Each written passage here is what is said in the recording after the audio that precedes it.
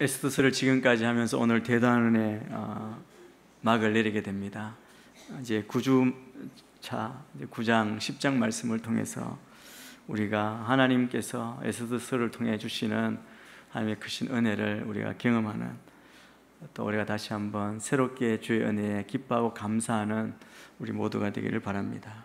지난주 8장에서는 유대인의 승리의 배경이 되는 모르드게가 왕의 신임을 얻고 페르시아의 그 권력의 핵심으로 부상하는 것, 그리고 에스더 왕비가 계속 왕께 청원한 것, 동족을 살려줄 것을 청원함에 따라 아하수에로 왕의 허락하에 모르드게가 새로운 조서를 작성하고 반포함으로 이제 유대인들이 대적으로부터 자기를 지킬 수 있는 그런 자위권을 행사하는 그런 근거가 주어졌음을 우리가 살펴보았습니다.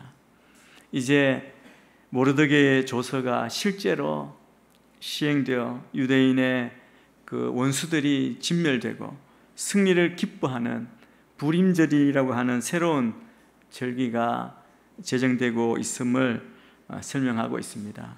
오늘 먼저 1절 말씀을 우리가 같이 한번 읽겠습니다. 시작. 12째 달 곧 아달월 13일로 왕의 칙령이 시행되는 날이었습니다.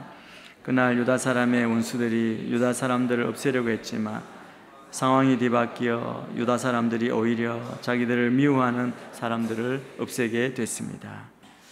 12째 달 곧 아달월 13일이라는 시간을 나타내는 표현으로 9장이 시작이 됩니다.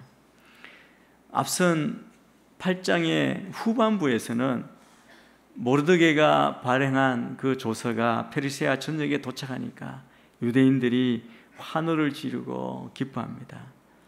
또 그에 따라 유대인들을 두려워하여 유대인으로 귀화하는 사람들이 있었다는 사실도 기록하고 있습니다. 그리고 이제 12월 13일 되는 그 기간 동안 일어난 일에 대해서 전혀 언급하지 않고 곧바로 유대민족이 그들의 원수와 전쟁을 치르게 되어 있는 날 12월 13일로 시간적 배경을 옮기고 있습니다. 당시 상황을 보면 모르드게가 하만의 자리를 차지하여 왕다음 가는 권세를 가지고 있었고, 이에 힘을 얻은 유대인들의 기세가 하늘을 찌를 듯하여 이들을 두려워한 많은 이방인들이 개종해서 유대인으로 귀화하는 일, 그리고 그 관인들이 도와주는 일, 이런 일들이 있었습니다. 그런데 여전히 유대인의 원수들은 하만이 내린 조서를 바라보고 하만이 내린 조서에 따라 유대인을 멸하려는 시도를 멈추지 않았음을 보여줍니다. 방금 읽은 1절에도 보면 이렇게 말하죠. 그날 유다 사람의 원수들이 유다 사람을 없애려고 했지만, 이 표현에서 어떤 상황이 일어나는지 우리가 잘 볼 수 있습니다.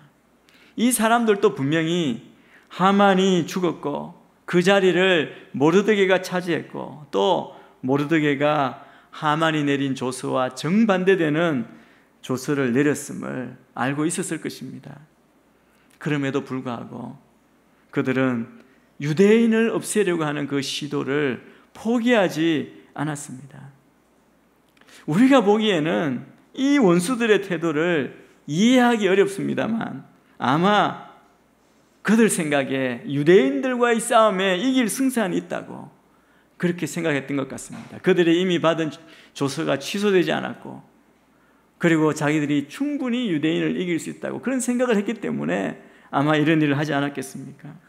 사실 모르드게가 내린 조서에는 유대인들에게 우호적이지 않은 자들을 적극적으로 찾아내어 죽이라고 그렇게 말하지 않았습니다.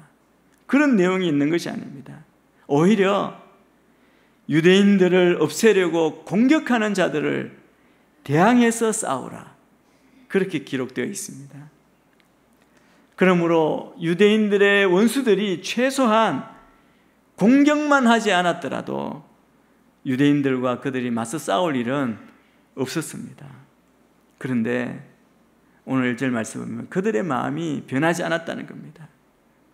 그들을 지지했던 하만이 죽었고 그들의 원수인 유대민족 출신인 모르드게가 제2인자의 자리에 있었고, 그리고 그 뒤에 에스더라고 하는 유대인 여인, 그 왕비로 있었던 것, 그뿐 아니라 페르시아에 있는 많은 이방 사람들이 유대인을 두려워했고 그들 편에 섰고, 그런 모든 사실을 그들이 확인했더라면, 그 상황을 보았더라면 아마 유대인과 이길 가능성이 전혀 없었다는 것을 그들이 알 수 있었을 것입니다. 그런데 역사 대대로 뿌리 박힌 유대민족을 향한 그들의 분노, 그것은 그들로 승산 없는 전쟁을 계속하게 한 것입니다. 그런데 여러분, 하나님의 백성인 우리 성도들, 이 땅에 살아가고 신앙을 지키며 믿음의 길을 가는, 우리가 거룩한 삶을 추구하는 우리들도 이 땅에서 계속 사단의 세력이 마지막 순간까지 성도들을 대적하고 있다는 사실을 우리가 알아야 합니다. 우리가 지금 아는 것처럼 사단은 십자가 위에서 예수 그리스도에게 결정적인 패배를 당했습니다. 그리고 마지막 날에 완전히 패할 것을 알고 있음에도 불구하고 이 사단은 최후의 날까지 영적 전쟁을 도발하여 집요하게 저항하고 우리를 괴롭히고 우리를 향하여 공격하고 있습니다. 그런데 사실은 그들이 공격하는 이 공격은 결국 자신들의 멸망을 재촉하는 것입니다. 그들은 무모하게 성도들을 대적할 뿐입니다. 그런데 사단의 세력이 이렇게 무모할지라도 이 무모한 공격 앞에 우리가 이것을 결코 가볍게 여기면 안 된다는 사실입니다. 우리가 만일 사단의 세력의 그 공격을 그냥 무모한 일, 헛된 일로 취급하고 대비하지 않는다면 우리는 비록 완전히 망하지 않는다 해도 치명적인 상황에 이를 수 있습니다. 그러므로 우리는 이미 승리하시고 우리를 도우시는 예수 그리스도를 늘 의지하며, 성경에서 사도들이 우리에게 계속 권면하는 것처럼 하나님의 전신갑주로 우리가 무장하고 영적으로 깨어서 사단의 세력의 공격에 맞서야 할 것입니다. 우리는 궁극적으로 승리를 가진 자입니다. 그러나 계속되는 공격 앞에 우리가 헛된 길, 패배를 경험하지 않고 잘 준비하고 무장해서 이 영적 싸움을 승리하며 나아가게 되기를 축복합니다. 본문에 보면 이 대적들의 시도가 뜻대로 되지 않았습니다. 이 사실은 오늘 또 1절에 보면 상황이 뒤바뀌어라고 하는 표현에서 우리가 잘 볼 수 있습니다. 즉 하만이 내린 그 조서에 의해서 힘을 얻고 동기를 얻은 유대인의 원수들이 12월 13일 그 하만의 조서에 기록된 제비 뽑은 그날 유대 민족을 없애려고 했다는 겁니다. 그런데 오히려 상황이 정반대가 되었다는 것이죠. 어떻게 정반대가 되었는지 그것에 대해서 오늘 본문이 설명해 주고 있습니다. 2절부터 4절 말씀을 또 같이 한번 읽겠습니다. 시작. 아하수에로 왕의 모든 통치구역에서 유다 사람들이 성 안에 모였습니다. 자기들의 멸망을 바라던 사람들을 치기 위함이었습니다. 아무도 유다 사람들에게 대항해 설 수 없었는데 다른 유다 사람들을 두려워했기 때문입니다. 모든 지방의 귀족들과 대신들과 총독들과 왕의 관리들이 유다 사람들을 도와주었습니다. 모르드게가 두려웠기 때문입니다. 모르드게는 왕궁의 주요 인사였고 그의 명성은 온 지방에 자자해졌으며 그 힘은 점점 더 막강해졌습니다. 유대인들은 모르드게의 조서의 내용에 따라 스스로 생명을 보호할 뿐 아니라 원수들을 치기 위해 함께 모였음을 보여줍니다. 이미 모르드게의 조서를 통해서 유대인들이 함께 모여 자신들을 치려하는 자들에게 대응하라고 하는 그런 것을 지시했습니다. 바로 유대인들이 원수들과의 싸움에서 승리할 수 있었던 것은 그들이 모르드게의 지시대로, 모르드게가 말한 대로 전적으로 순종했기 때문입니다. 여러분, 우리 성도들이 우리 앞에 놓인 영적 싸움에 승리하는 그 비결을 우리가 배워야 합니다. 이 비결이 다름이 아니라 하나님의 말씀에 전적으로 순종하는 겁니다. 유대인들이 모르드게의 조서대로 순종하고 그들이 모여 그들을 대항했던 것처럼 이 세상에서 여러분 전쟁할 때도 그렇지 않습니까? 군대가 있다면 군대의 기본적인 체계는 명령에 대한 절대적인 복종을 통해 싸움에서 이길 수 있습니다. 명령에 대한 절대적인 복종이 전제되지 않는 한 어떤 싸움도 승리할 수 없습니다. 따라서 우리는 그리스도의 군사로서 최고의 명령권자이신 하나님과 우리의 대장 되신 예수 그리스도의 말씀에 절대 복종해야 합니다. 오늘 유대인들이 왕의 모든 통치구역에서 모였다는 것, 그것은 그들이 매우 조직적으로 움직였음을 보여줍니다. 조금도 방심하지 않고 최후 승리를 위해서 집결해서 공동행동을 취한 것입니다. 유대인들의 기세에 당시 페르시아에 살고 있던 모든 민족들이 두려워했습니다. 여러분, 구약 성경에 보면 과거에 이스라엘 자손이 그들을 쳐들어오는, 또 그들을 방해하는 그 대적들을 쳐부술 때 그들이 하나님의 도우심으로 승리함으로 인해 이방 민족이 그 이스라엘 백성을 두려워했다는 것, 그것이 성경에 여러 번 등장합니다. 출애굽 때에도 가는 곳마다 승리하니까 이스라엘 백성이 오는 것을 모든 민족이 두려워했고 그 소문을 들었고, 다윗 때도 그랬고, 이스라엘 백성이 나와 싸울 때마다 다른 이방 민족이 그 민족을 두려워했습니다. 그런데 이 이스라엘 백성이 승리를 거둔 것은 자기들이 가진 군사력이나 자기들의 능력 때문이 아니라 전적으로 여호와 하나님의 은혜 때문이었습니다. 이스라엘의 등 뒤에서 항상 하나님이 계시고 도와주셔서 그들로 승리를 거두게 하신 것입니다. 그런데 오늘 에스더 본문에서 보면 모든 민족이 유대인을 두려워한 이유는 유대인과 그들의 대표자인 모르드게 때문이었다라고 그렇게 기록합니다. 우리가 이미 나눈 대로 에스더에 보면 하나님에 대한 직접적인 언급이 없다고 말씀드렸습니다. 하나님을 언급하지 않은 것뿐만 아니라 지금까지 에스더의 모든 사건을 보면 모든 결과에 대한 원인을 어떻게 보면 세속적이고 자연적인 사건에 두거나 우연의 일치인 것처럼 그렇게 말하고 있습니다. 오늘 본문에서도 유대 민족에 대한 이방인의 두려움이 유대 민족의 하나님 때문이 아니라 높아진 모르드게 때문이다, 유대인들의 높아진 입지 때문이다라고 그렇게 밝히고 있습니다. 그러나 여러분, 그 말씀 뒤에, 이 말씀 안에 이런 인과관계를 통해서 오히려 하나님께서 시간과 공간을 초월하여 역사하시는 분임을 우리가 알게 되고, 또 동시에 눈에 보이지 않지만 하나님께서 그 백성 가운데 역사하셔서 당신의 선하신 목적을 이루시는 분임을 우리가 깨달을 수 있습니다. 그렇다면 우리가 이것을 깨닫는다면 이 사실은 하나님을 믿지 않는 세속 세계에서 하나님을 향한 신앙을 간직하며 살아야 하는 당시 이스라엘에 흩어진 포로로 있는 이스라엘 백성뿐 아니라 이 시대에 믿음을 지키기 위해 살아가는 우리 모두, 우리 주의 백성들에게 큰 힘을 주고 있음이 분명합니다.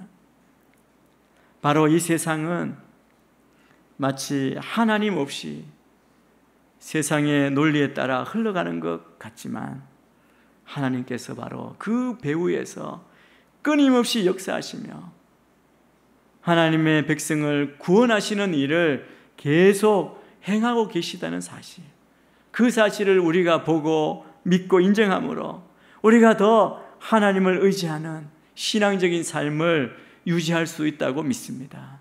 저는 여러분들이 세상에 복잡하게 일어나는 모든 일들 가운데 그 배후에 역사하시는 하나님의 그 놀라운 역사를 볼 수 있는 믿음의 눈이 열리게 되기를 축복합니다.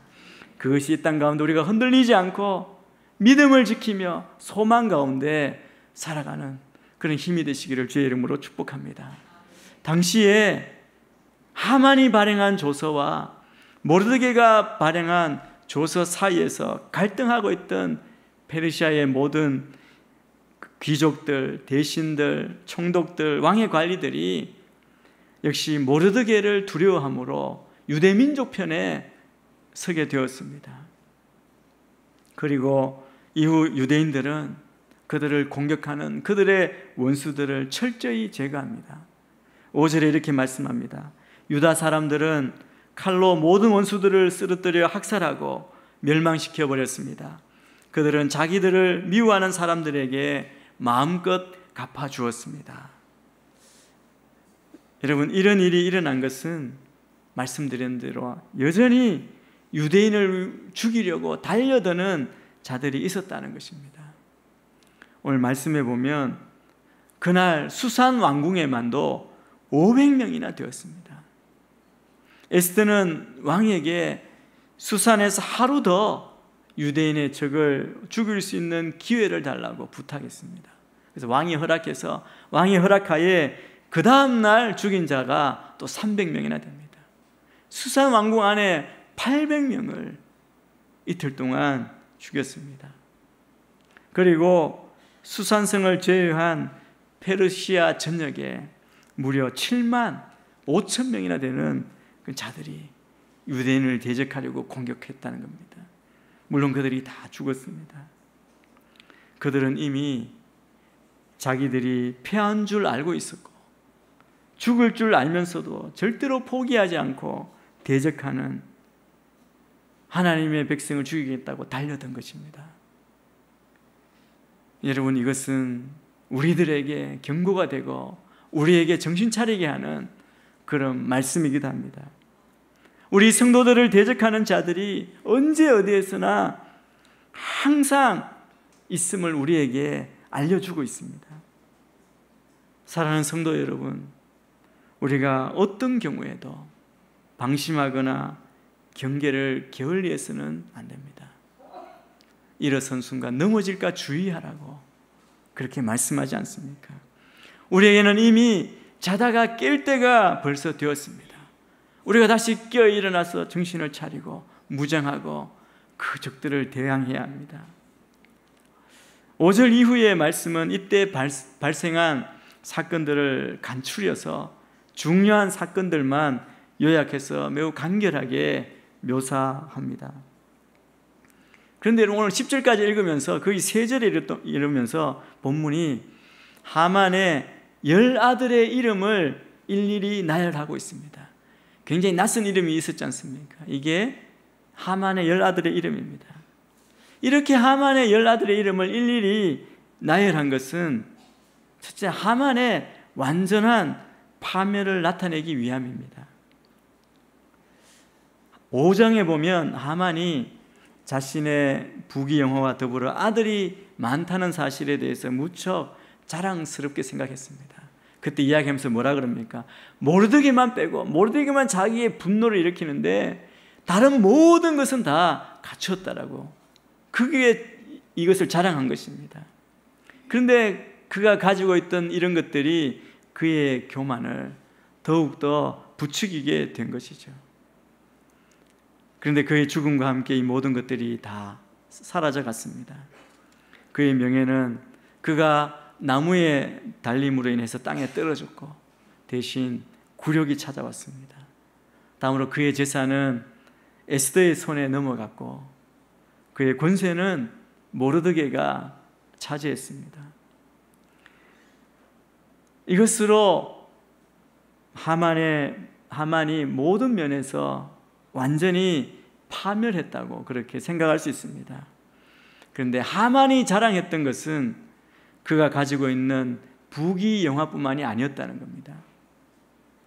즉 그는 자식이 많다는 사실에 대해서도 무척 자랑스러워했던 것이죠. 따라서 그가 자랑했던 부귀영화가 사라졌다면 그의 자식도 역시 사라져야 했습니다.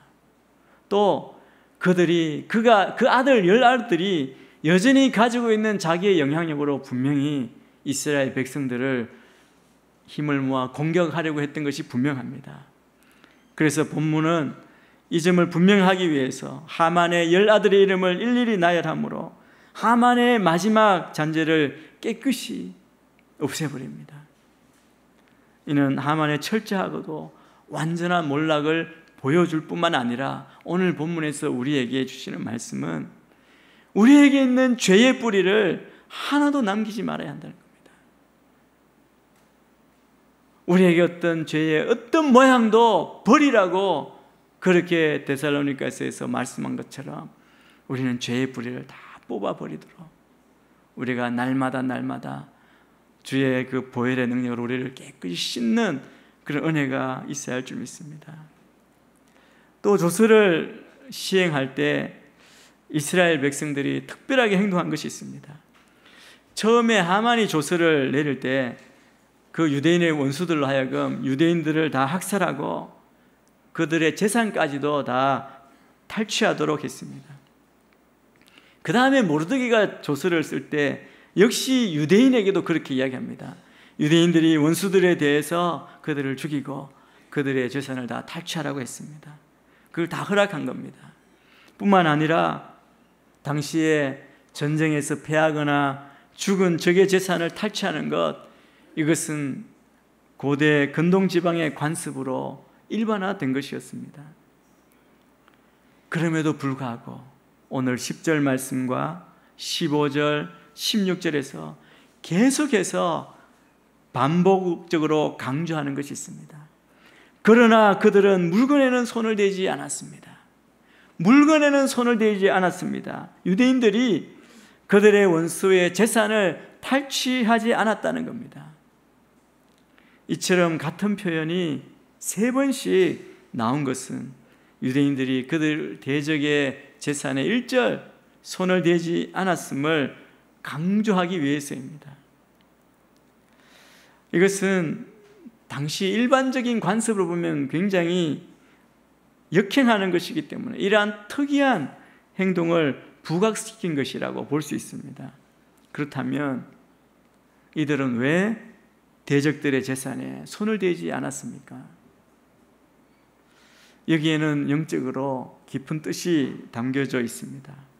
당시 유대인들은 자신들이 바로 하나님의 백성 선민이라고 생각했고 이 선민을 공격하는 그 대적들과 하나님께서 명하신 전쟁을 치르는 것으로 이해했습니다. 이 전쟁은 하나님의 전쟁, 거룩한 전쟁이었습니다. 바로 유대인들이 정말 피비린내 나는 이 싸움이 단지 남의 재산을 그냥 약탈하기 위한 세속적인 침략 전쟁이 아님을 분명하게 밝히고 깨우쳐주기 위함이었습니다. 사실은 이 모르드게가 베냐민 지파라고 그랬죠. 그런데 이 때가 약 500여 년 전에 베냐민 출신으로 왕이 된 사울이 있습니다. 이 사울 왕이 하나님으로부터 명령을 받습니다. 아말렉 족속을 다 진멸하라. 그래서 사울 왕이 아말렉 족속의 왕 아각과 그 군대를 맞아 정말 치열한 싸움을 벌인 적이 있습니다. 이 사무엘상 15장에 나와 있는 말씀입니다. 그런데 그 전쟁에 하나님의 도우심으로 승리했는데, 그렇지만 사울 왕은 진멸하라고 하는 하나님의 명령을 거역하고 좋은 가축, 아름답고 훌륭한 가축들을 다 남겨두었습니다. 사무엘에 돌아와서 왜 이렇게 했냐고 책망하니까 뭐라고 그랬습니까? 너무 아까워서 하나님께 제사 드리려고 그렇게 남겨두었다고 핑계합니다. 이게 하나님의 진노를 샀습니다. 심지어 하나님이 그를 왕으로 세운 것을 후회하기까지 한다고 말씀했습니다. 하나님의 명령보다 재물에 더 욕심을 부렸던 것입니다. 사울은 하나님의 심판을 대행해야 될 거룩한 전쟁을 재물이나 약탈하는 치졸한 침략 전쟁으로 전락시켜 버린 것입니다. 아마 유대인들이 이런 과거 역사를 분명히 알고 있었습니다. 그래서 재물을 가져도 된다고 했지만 재물을 가지지 않고 거룩한 전쟁으로 수행하는 것이죠. 이들이 재물을 약탈하거나 재산에 손대는 것이 결코 합당치 않은 것으로 여기고 또 이를 사람들에게 알리기 위해서 이처럼 재물을 취하지 않은 것이었습니다.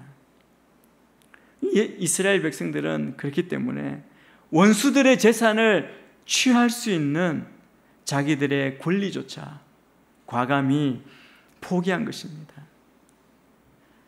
그들은 자신들의 생명을 보존할 수 있고 원수들을 진멸할 수 있다는 그 사실만으로 만족하고 감사했던 것이죠. 그래서 그들은 권리가 있었지만 재산을 다 가질 수 있었지만 욕심을 부리지 않음을 볼 수 있습니다. 이 시대 이 땅을 살아가는 우리 성도들의 세상에서의 처신도 이와 같아야 할 줄 믿습니다. 하나님의 영광을 위해서, 그리스도의 이름을 전하기 위해서, 덕을 세우기 위해서 나의 자유와 권리도 과감하게 포기할 수 있어야 합니다. 말할 수 있지만, 주장할 수 있지만, 내가 가질 수 있지만, 내가 잃어버린 영혼, 이 땅의 백성들에게 그리스도를 전하기 위해서, 그리스도의 향기를 바라기 위해서 나의 자유를 내가 과감히 포기합니다. 나의 권리를 포기합니다. 그렇게 고백하고 그렇게 행하는 주의 백성이 되어야 할 줄 믿습니다. 하나님의 영광을 위하여 자신의 권리를 과감하게 포기한 에스더 시대의 유대인들, 그 유대인들을 귀감으로 삼아 이 시대 우리 믿음의 사람들, 이곳에 있는 우리 모두가 다 그와 같이 행할 수 있기를 주의 이름으로 축복합니다. 우리 21절 22절 말씀 같이 읽겠습니다. 시작. 그들이 아달월 14일 15일을 해마다 절기로 지키게 했습니다. 유다 사람들이 그 원수들에게서 안녕을 찾은 날로 그들의 슬픔이 바뀌어 기쁨이 되고 그는 그날을 잔치하며 기뻐하는 날로 지키고 서로 음식을 나누고 가난한 사람들에게 선물을 주라고 써보냈습니다. 민족이 완전히 멸절될 것 같은 위기에서 벗어난 유대인들은 이 날을 부림절이라 명명하고 큰 기념일로 삼았습니다. 원래 이 날이 어떤 날이었습니까?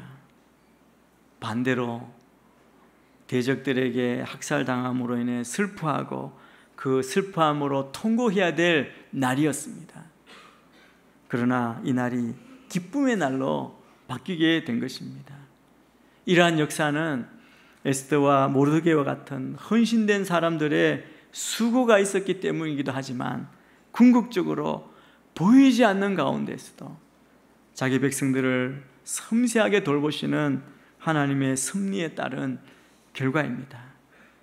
유대인들은 자신들에 대한 학살이 예고된 이 날이 오히려 구원을 얻고 그리고 대적들을 제거함으로 오늘 22절 말씀처럼 그들의 슬픔이 바뀌어 기쁨이 되고 그 신음이 바뀌어 축제의 달이 되었다라고 기뻐했습니다. 그래서 유대인들은 그 하만이 제비 뽑은 그 제비가 부르이죠. 제비를 뜻하는 부르, 이 푸르라고 하는 이 이름을 따서 이 날을 부림절이라고 합니다. 부림이라고 하는 것은 푸르의 복수형입니다. 이 복수형을 쓴 것은 오늘 말씀을 보면 아시겠지만 14일, 15일 이 두 날이 절기로 지켜졌기 때문입니다. 이틀 동안 이 유대인들은 하나님의 은혜에 감사하고 큰 잔치를 벌였습니다. 뿐만 아니라 이날에는 서로에게 선물하고 자기만을 위한 것이 아니라 가난한 자들에게 구제의 손길을 베풀었습니다.